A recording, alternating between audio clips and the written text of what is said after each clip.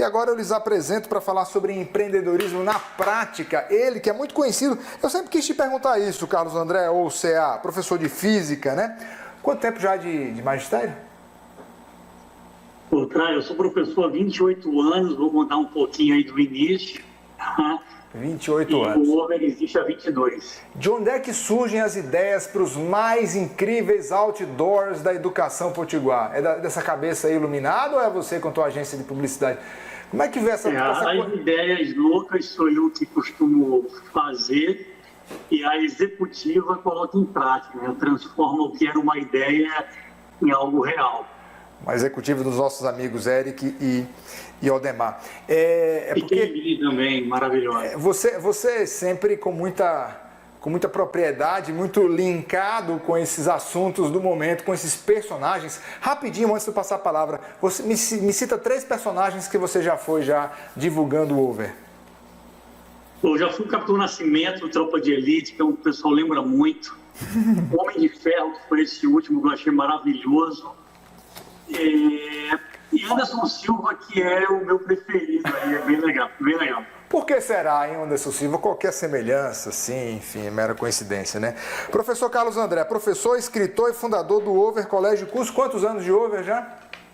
22 anos de Over. 22 anos, puxa vida, parece que foi ontem. Então, para falar sobre empreendedorismo na prática com vocês, meus amigos, o CA. É com você, professor. Valeu, obrigado. Deixa eu ver aqui. Vou ligar meu cronômetro aqui para marcar o tempo. Pessoal, meu nome é Carlos André Over. Essas são minhas redes sociais. Espero que no final de tudo vocês me deem um feedback, se for legal. E que a gente possa trocar experiências para todo mundo crescer junto sempre, que eu acho que é o objetivo maior de um encontro como esse. Eu sou filho de militar. E ser filho de militar, eu diria que tem vários prós e vários contras, mas quando eu era criança, eu não conseguia ver nenhum pró, eu só via desvantagens. Eu vou tentar contar aqui algumas para vocês. Uma delas, que é bastante interessante, meu pai tinha uma filosofia que se o filho não tem dinheiro nenhum, ele não tem como comprar drogas. Então, a gente realmente não tinha dinheiro nenhum, não porque a nossa família fosse rica, muito pelo contrário, mas mesmo que, a priori, se pudesse dar algum dinheirinho para a gente, que seria obrigatoriamente pouco, a regra da minha casa era não dar nada. Então, praticamente, a gente não tocou em dinheiro nenhum durante grande parte da nossa vida. Eu estou falando aqui não só do meu caso, mas também da minha irmã. Então, por exemplo, eu queria colecionar um álbum de figurinhas, como todo mundo fazia.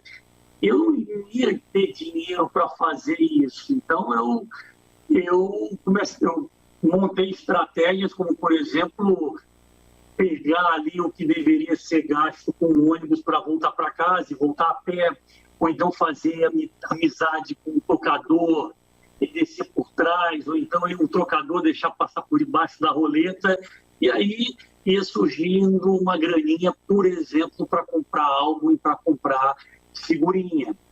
Outra que eu acho bem legal, eu comecei a vender sacolé, que aqui em Natal a galera chama de din-din, né? Para a galera do bairro, para a galera da rua, e eu bombei muito vendendo sacolé. Para a idade que eu tinha, que devia ser uns 10 anos mais ou menos, eu me senti rico ali. Não tinha nem como gastar aquele dinheiro que eu conseguia ganhar, e só gastava com besteira, né? Comprava uma barraca, bússola, cantil do exército e também joguinhos para videogame. E a minha vida inteira foi assim, eu tentando criar situações para poder desenrolar e conseguir alguma coisa que eu queria. E na minha família existia uma data bem marcada no futuro, que era o dia que se passasse no vestibular. Né? Na lógica da minha família, nesse dia sua vida mudava. Você ganharia a carta de alforria, não só eu, como a minha irmã também. E minha mãe pentelhou muito meu pai e o obrigou a me dar um carro, a prometer que me daria um carro se eu passasse no primeiro vestibular. Eu passei, ganhei um carro bem esculhambado. Meu primeiro curso foi engenharia mecânica, e eu costumo dizer que eu aprendi mais engenharia mecânica com esse carro do que na faculdade. Era um bug, e ele quebrava sempre, era um desmantelo, né? E eu tinha que ir encontrando soluções aí. Às vezes eu dava uma paquera minha indo para uma festa e o bug quebrava no caminho da festa. Em geral, as meninas já não gostavam muito de andar de bug para uma festa, né? Por causa da ventania. Se tivesse chovendo, pior ainda. Vocês imaginem, então, o carro quebrar, o que era bastante comum. Mas, apesar de tudo isso, eu estava muito feliz porque eu tinha um carro. Algo que eu acho que é importante dizer aqui hoje é que até passar no vestibular eu não podia chegar em casa depois das 9h30 da noite. Era obrigatório chegar de 9h30. 9h31 era uma confusão fora do normal. Como eu falei no início, meu pai era militar. E aí eu nunca fui bonito, isso já com certeza dificultaria muito minha vida aí na paquera, né, em tentar arrumar uma namorada. Eu sempre fui exótico, como vocês estão vendo aqui. E esse lance das 9h30 complicava muito mais a minha vida, porque na hora que as coisas iriam acontecer, eu já tinha que estar em casa. Então, após passar no vestibular, eu ter um carro, mesmo que esculhambado, e poder chegar a hora que eu quisesse, era um dos caras mais felizes do mundo, com certeza absoluta. E aí, uma semana mais ou menos depois desse momento de grande felicidade, liberdade, pela primeira vez na minha vida, acabou a gasolina do carro. E aí eu cheguei para o meu pai e falei: pai, cara, acabou a gasolina do carro. E ele falou: carros não andam sem gasolina. Eu falei: eu sei disso. Carros não andam sem gasolina. E é por isso que eu estou aqui para falar com você. Ele falou: você quer que eu faça o quê? Eu disse: eu quero que você me dê dinheiro para botar gasolina. E aí ele falou assim, que meu pai é bem o estilo dele, esse daí, né? Falei assim: cara, sua mãe meio que me obrigou a te dar um carro, me obrigou a te dar gasolina. Gasolina é demais. Você dá os seus pulos aí e resolva, supondo que você queira andar no carro que você ganhou. E aí eu fiquei irado, como de costume, com as coisas do meu pai. E eu tive que pensar numa solução, né? Como resolver isso agora, né? Eu quero gasolina. E como basicamente o que eu fiz a minha vida inteira foi estudar, eu comecei a dar aulas particulares para ter dinheiro para comprar gasolina, comprar livro da faculdade, pagar xerox e outras coisas. E aí, pessoal, esse negócio pegou pressão. Eu tinha, depois de um certo tempo, lista de espera de alunos para ter aula particular comigo. E aí eu decidi que eu não daria mais aula individual, eu só dava aula em grupo. Então, sei lá, grupo mínimo de 10 pessoas do colégio X para ter aula de matemática comigo. E beleza, deu certo. E eu cheguei num momento assim, que eu estava tão desenrolado de dar aula particular, eu conseguia dar aula para 10 alunos na cozinha da minha mãe, de matemática, e 10 de física na sala. E daqui a pouco 10 de química na varanda. Eu dava aula de todas as matérias e eu fui invadindo todos os cômodos da casa. Eu sempre soube que eu era de tecnológica, sempre soube disso, eu sempre gostei muito de fazer conta.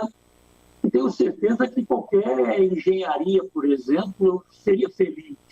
Eu entrei em engenharia mecânica, depois eu fiz física, que também é de tecnológica, e tenho certeza que em qualquer curso eu seria feliz.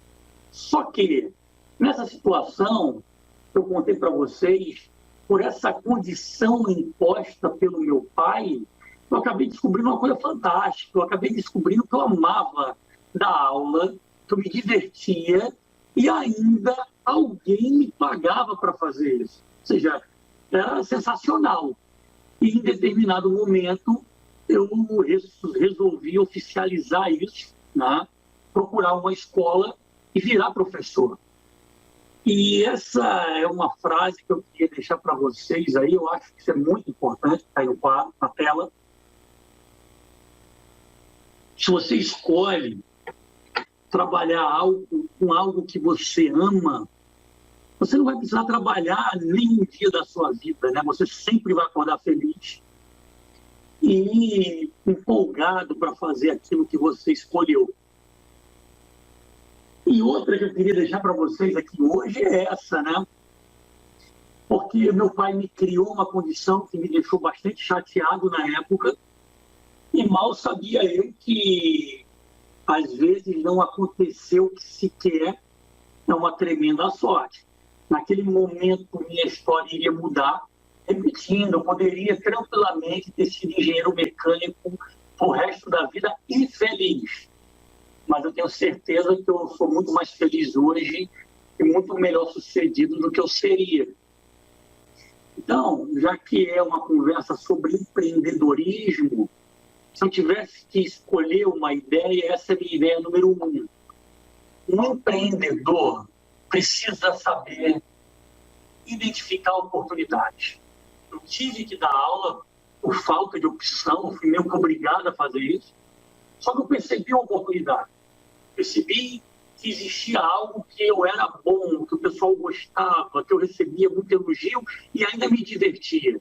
Isso é perceber uma oportunidade. Eu, até então aluno de engenharia, percebi que eu me daria bem dando aulas. Eu mergulhei de cabeça nisso, porque essa é uma característica minha, perceber algo bom e mergulhar de cabeça, fazer o máximo que eu posso fazer para aquilo dar certo. Então, como eu estava dizendo, eu cheguei em algum momento numa escola, inclusive, que eu tinha sido aluno, que eu tinha feito cursinho lá das matérias de tecnológica, porque nessa época existia a segunda fase no vestibular. E eu falei, cara, eu queria dar aula aqui para vocês. O pessoal me conhecia, eu fui um bom aluno, e a galera falou assim, pô, você quer dar aula de quê? Eu falei, pô, pode ser matemática, física, química ou inglês. A minha preferida é física, mas qualquer uma dessas aí, se vocês me colocarem, eu desenrolo. E aí falaram, pô, tem inglês só. Falei na hora, dou aula de inglês. Agarrei a oportunidade, até porque era a única que eu tinha. E tempo depois, uma outra escola divulgou vaga de matemática, eu já agarrei matemática, porque estava mais próximo do meu objetivo final. Algum tempo depois, finalmente apareceu uma vaga de física, eu agarrei física e aí eu não larguei nunca mais, né? Me tornei físico, posteriormente a ser um professor de física. E aí, eu queria deixar a minha lição número 2 para vocês, que um empreendedor, ele é um resolvedor. Ele faz o melhor possível com o que ele tem. Ele não espera a condição perfeita, a condição ideal.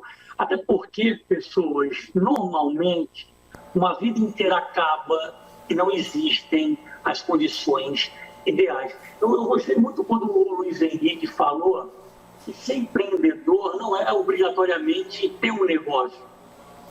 O sonho de muita gente é empreender no amor, né? Por exemplo, ser bem-sucedido em empreender no amor. E muitas pessoas perdem a oportunidade da sua vida porque elas queriam uma situação perfeita, as condições ideais. Isso não existe, né? Então, talvez você abra mão da sua alma gêmea porque um pequeno detalhe não era o ideal. O ideal só existe na ideia. Então, eu consegui virar professor de física. Nessa época, na cidade, existiam muitos professores sensacionais de física, bombando há décadas, e pela idade deles, eles bombariam ainda mais uma década. E eu tinha muita dificuldade, então, em conseguir uma vaga em pré e cursinho. E eu, quando eu quis ser professor de pré e cursinho. Mas eu fiquei preso nas séries de baixo, eu não conseguia subir, eu não conseguia espaço, eles ocupavam tudo. E aí eu observei que os alunos odiavam a eletricidade, era a matéria mais odiada de todas, e que os professores, então, não gostavam de dar aula de eletricidade. E aí eu decidi, eu vou virar o professor de eletricidade da cidade. Eu vou ser o número 1 de eletricidade da cidade. E aí eu repito para vocês, um empreendedor, ele precisa saber identificar oportunidades. E foi isso que eu fiz de novo. Eletricidade é oportunidade, acabou, é isso que eu vou investir. Eu vou dar meu sangue todo nisso. E aí eu criei um curso gratuito, no sábado à tarde, no antigo Ferro Cardoso. Aproveito aqui para agradecer esse apoio enorme que César Jacome me deu, que Júnior Jacome me deu, que a professora Tânia me deu. Eu abri um curso de graça, uma sala emprestada do Ferro Cardoso. E eu pagava o meu salário a apostila dos alunos. Porque o que eu precisava era alguém assistindo minha aula para dizer que era boa. Eu gastava quase 100% do meu salário em apostila para um curso que era de graça. Esse curso começou com 30 alunos, daqui a pouco ele tinha 200 alunos. E eu falei para a galera, para os alunos, galera, vamos começar a cobrar um valorzinho aí simbólico até para me ajudar, porque essa brincadeira é cara e tem mais gente do que cabe na sala. E eu tinha estudado isso, inclusive, em engenharia, né? Introdução à economia, a curva da oferta e da procura, tá?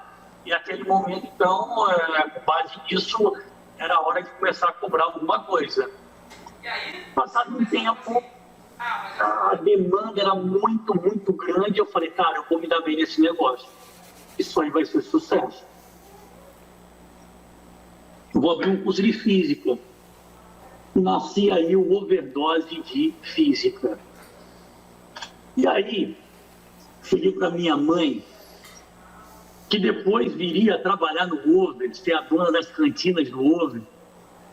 Eu falei, mãe, me dá 30 mil reais, que eu quero comprar carteira, quadro, computador, projetor multimídia, eu quero abrir um cursinho, overdose de física. Isso vai bombar, vai ser sucesso. E a minha mãe falou assim, você tá maluco, você é doido, esquece a besteira, eu não vou dar 30 mil reais na mão de alguém com 20 e poucos anos. Você acha que se acha dinheiro em árvore, você acha que é mágica? E aí, galera, eu estava tão confiante nessa parada que eu tinha um talão de cheque do antigo Banco Real. Todo mundo que entrava na faculdade ganhava uma conta do Banco Real. Era Real Universitário. Você tinha um cartão de crédito, um talão de cheque, uma conta. O crédito dessa conta era tipo 150 reais. Eu peguei um talão de cheque e passei o talão inteiro, os 30 mil reais que eu queria, comprei tudo pré-datado, 6 meses, 9 meses para frente. E repetindo, se eu não tivesse o dinheiro para pagar, o fundo dessa conta era 150 reais. Claro que eu confiava que se desse uma bronca mega, meu pai ia vender um carro, até porque, como eu falei, meu pai militar, ia vender um rio dele e ia resolver esses 30 mil reais. Mas eu tinha bastante confiança que eu ia dar certo, até porque se não tivesse, meu pai tivesse que entrar na jogada, eu acho que ele me matava. Ele ia comer literalmente meu fígado. E eu fiz isso na boa.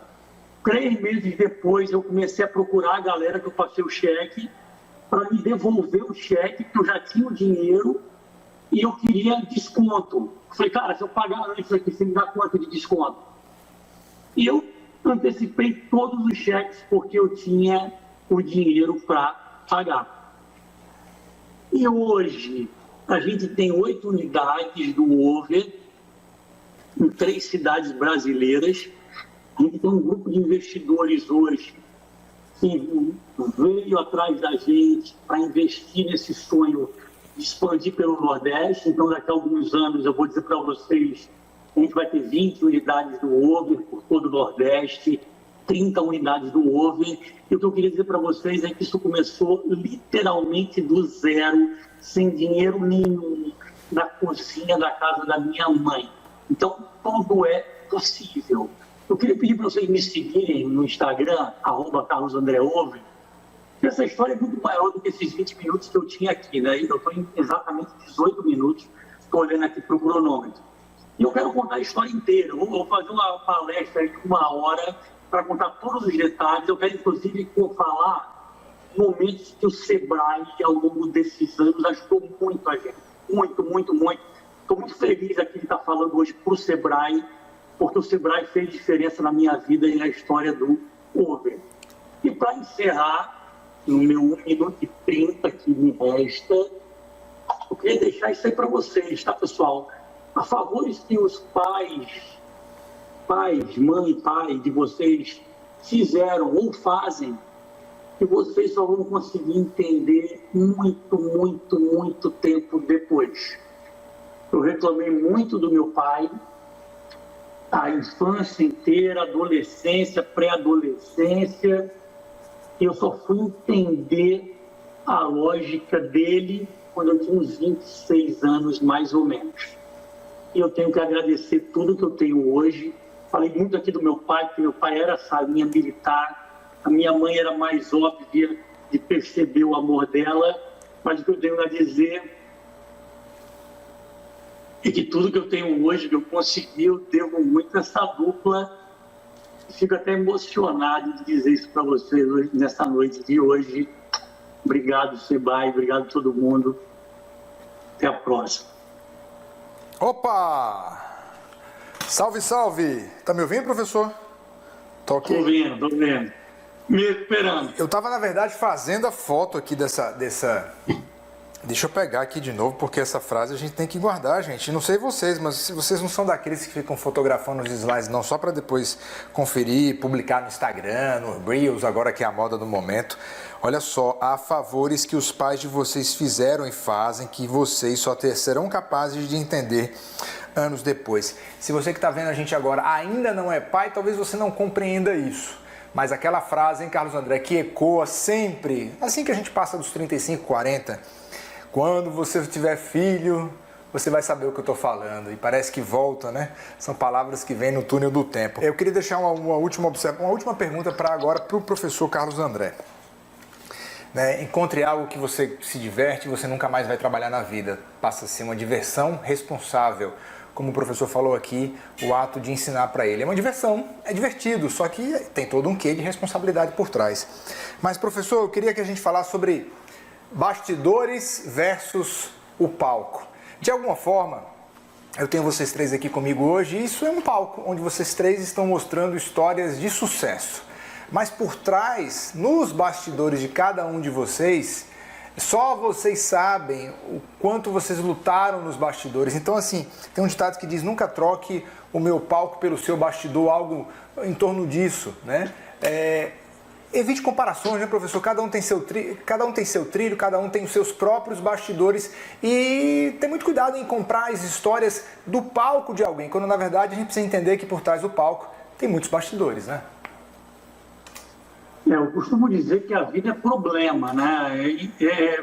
E parece que no mundo atual muita gente não entende isso, né?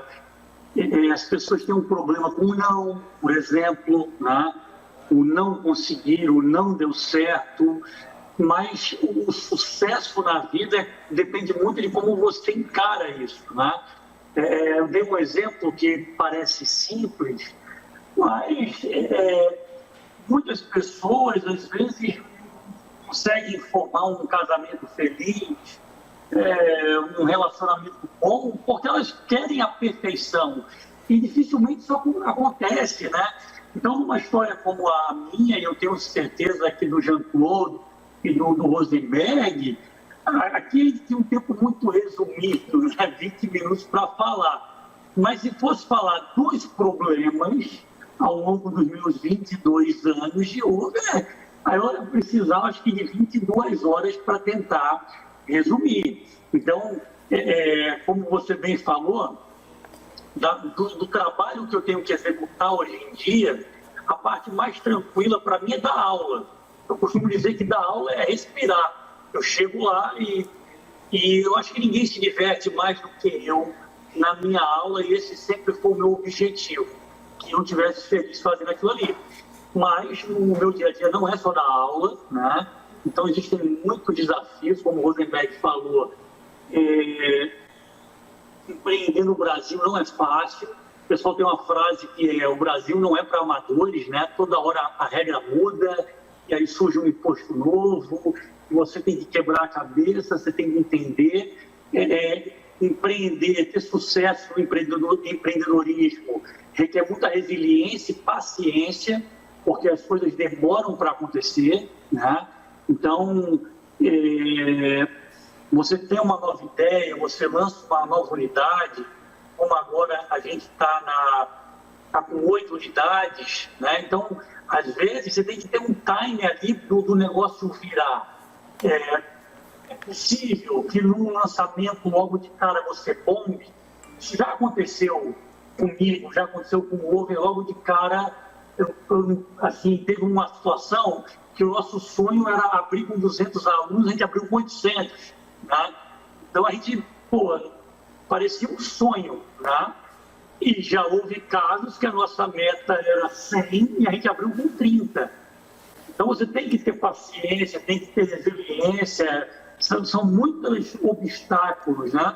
É muito bonito você ver o Michael Phelps em cima do pódio, levantando ali a 20ª medalha de ouro da carreira, mas, como você bem falou, você tem que olhar o que aconteceu por trás. Aquele cara treinou 8 horas por dia no dia do aniversário dele.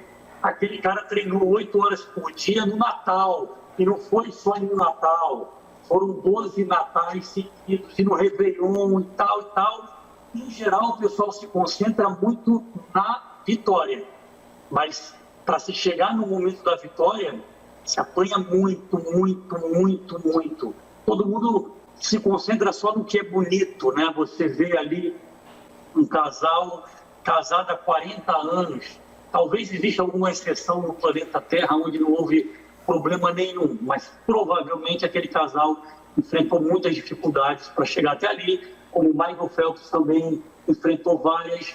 E aonde você focar em algo que teve sucesso, qualquer que seja a área, não obrigatoriamente num negócio, teve muita dor de cabeça para a vitória acontecer. Tá aí. Excelente exemplo do Michael Phelps. Eu tenho aqui a Rita de Cássia Antunes de Brito, fala assim, olha, fazer acontecer na educação é atrair o aluno para novos métodos. Será que o fazer acontecer terá muito mais êxito se buscarmos conhecer mais os posicionamentos do nosso aluno? Pergunta para os nossos 3 mestres. Peço objetividade dos 3 para a gente seguir com mais outras perguntas aqui. Vocês acham? A pergunta da Rita de Cássia. Será que fazer acontecer terá muito mais êxito se buscarmos conhecer mais os posicionamentos do nosso aluno? Começando por você, Carlos André. Olha, eu acho que sim, né? Eu não acredito que você...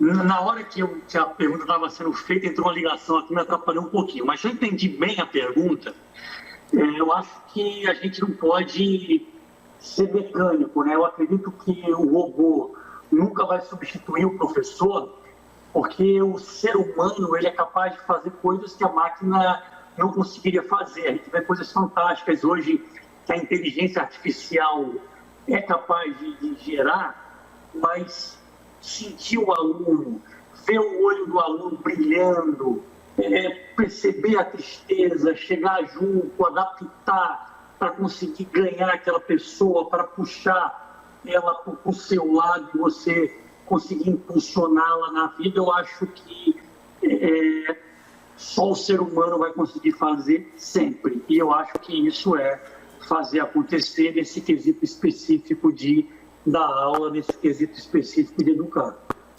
Professor Carlos André, qual o legado de 2020? O que é que mais marcou? Semana passada eu tive o prazer de ter sido convidado pelo Sebrae Nacional para uma palestra de gestão escolar. E nessa palestra eu dizia que a pior coisa do mundo sempre tem algo positivo, né? Esse foi um ano bastante complicado para todas as famílias do mundo, mas se a gente olhar para a educação mundial, a pandemia fez com que em um ano a educação evoluísse mais do que nas últimas décadas.